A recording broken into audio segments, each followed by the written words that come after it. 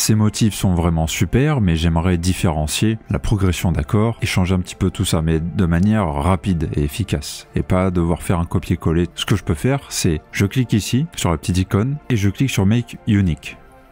Tac. Et là, on n'a plus seulement ce motif qui est là, mais on a hop dièse 2 qui est une copie, mais une copie effectuée en un clic. Donc ce pattern là est maintenant différent de cela. Donc ça c'est plutôt efficace. Et si je veux rendre unique plusieurs éléments dans une piste, comme ici présent, là j'ai plusieurs fois le même élément, mais je veux tous les rendre uniques en même temps. Donc ce que je vais faire, c'est que je vais faire CTRL plus le clic gauche de la souris pour tout sélectionner, donc ça j'en ai déjà parlé. Je sélectionne tout ça, je vais en haut à gauche dans Playlist Option, je vais dans Edit et je vais cliquer sur Make Unique.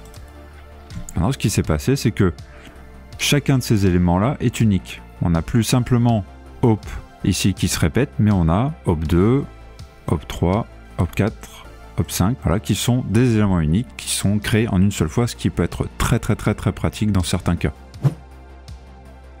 Dans le channel rack, si tu n'as pas envie de devoir cliquer ici manuellement, voilà, faire un truc que tu dois refaire à chaque fois, c'est-à-dire la hi-hat, faire son motif, et que c'est toujours le même, c'est souvent le même, tu peux faire clic droit sur le sample et faire par exemple fill each 2 steps. Et donc ça va le remplir automatiquement au lieu de devoir le faire manuellement. Mais il y a encore plus intéressant. Si tu fais clic droit et l'option un peu plus en dessous, que tu vas dans Advanced Field, là tu peux avoir vraiment un truc assez intéressant où tu peux par exemple ici cliquer sur Random, voilà, donc générer aléatoirement un motif de hi-hat par exemple, ça marche avec tous les samples, hein. Donc on va tester.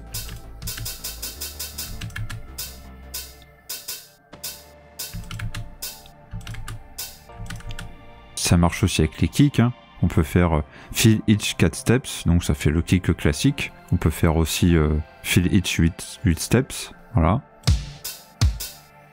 Donc c'est plutôt intéressant. Admettons que j'aime beaucoup mon instrument virtuel, mais que j'ai envie de le modifier.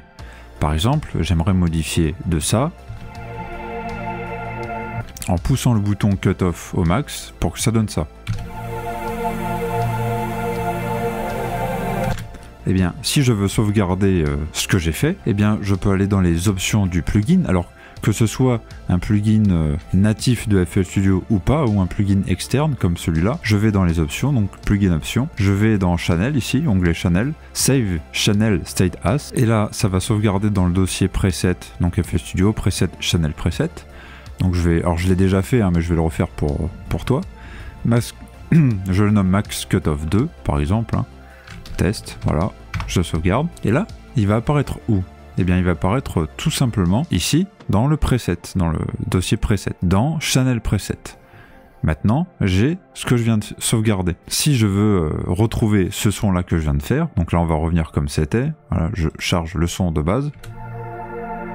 Voilà, c'est le son de base. Eh bien, tout ce que j'ai à faire pour retrouver la modification que j'ai faite, je vais prendre Max Cutoff 2 test, je vais cliquer, glisser, déposer, ici, là, dans mon instrument virtuel, et paf, là on voit bien qu'ici le bouton a bougé, c'est-à-dire que la modif a été récupérée. Tu peux maintenant créer tes propres presets comme tu veux, sur n'importe quel instrument virtuel de FL Studio ou externe, et ça c'est cool.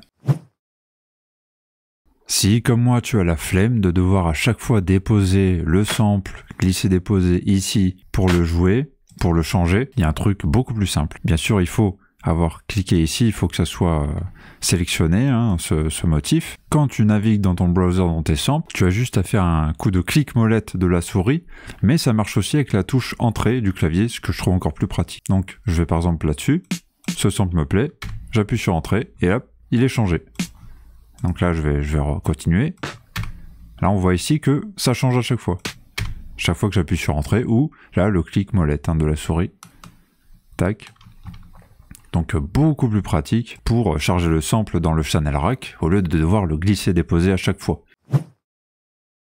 Grand classique de FL Studio mais important de le réviser, le time stretching. Donc ça me permet de, par exemple, si je prends un sample qui est par exemple un effet de montée comme ça, voilà, si j'ai besoin de l'ajuster, je peux par exemple cliquer en haut à gauche ici sur Stretch Audio, Je clique, voilà, l'icône est maintenant active. Maintenant, je peux le manipuler comme je veux et le faire durer plus longtemps. Par exemple, ici, si je veux que ça dure plus longtemps, je survole ici le coin supérieur droit et j'étire le son. Et donc là, on a un effet qui va durer beaucoup plus longtemps.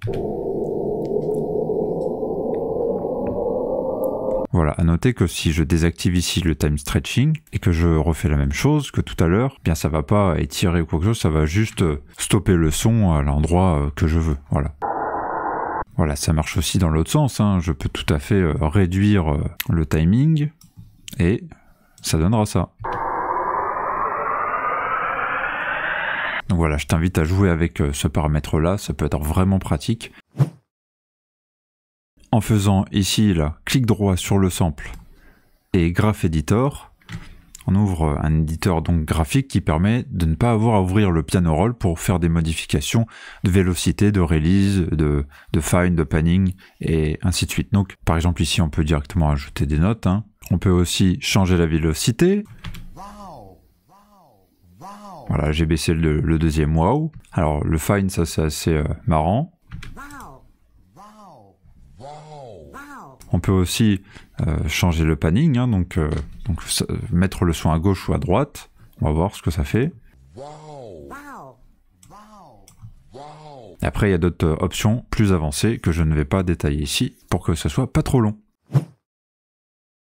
Quand je joue des notes sur mon clavier MIDI, ça va toujours jouer les notes de l'instrument sur lequel je suis.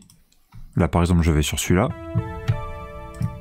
C'est logique que quand je clique dessus, ça joue les notes de l'instrument en question. Mais si je veux jouer les notes uniquement d'un seul instrument, par exemple de celui-là, alors je fais clic droit, je vais dans Receive Note From, je vais dans MPK Mini, c'est mon clavier MIDI, je vais mettre All par exemple, et là, à partir de maintenant, ça va ne jouer que des notes dans cet instrument virtuel.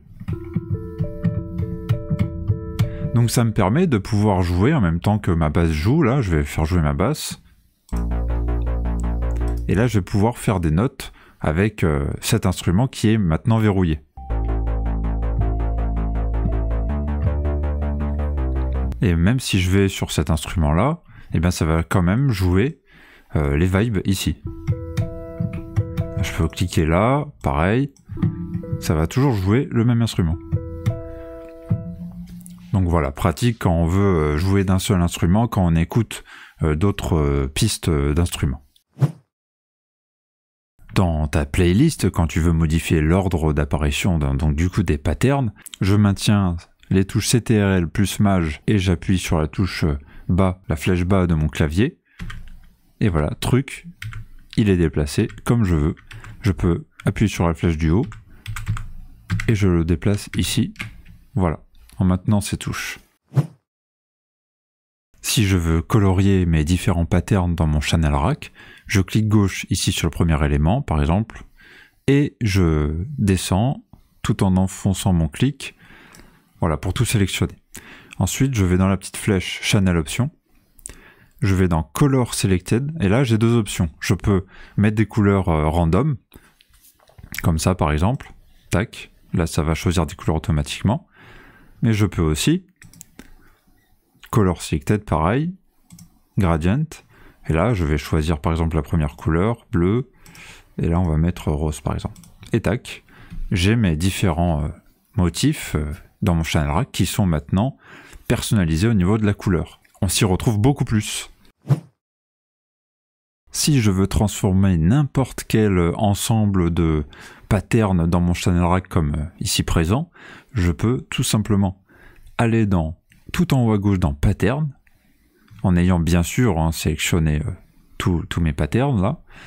Donc il y a le petit rectangle vert, je vais dans Pattern et je vais faire Quick Render as Audio Clip. Et là on a un fichier audio qui est créé. Donc ce qui était ceci est maintenant devenu un fichier audio que j'ai pu déplacer ici, donc dans ma playlist à droite. Donc maintenant, si je lis le son dans ma playlist, tout est rassemblé dans un seul fichier audio. Donc voilà, on peut transformer n'importe quoi dans le Channel Rack en fichier audio. Donc voilà, si cette vidéo t'a plu, tu sais ce qu'il te reste à faire. Et je t'invite aussi à aller te rendre dans la description de cette vidéo pour télécharger mon Musicos Kit.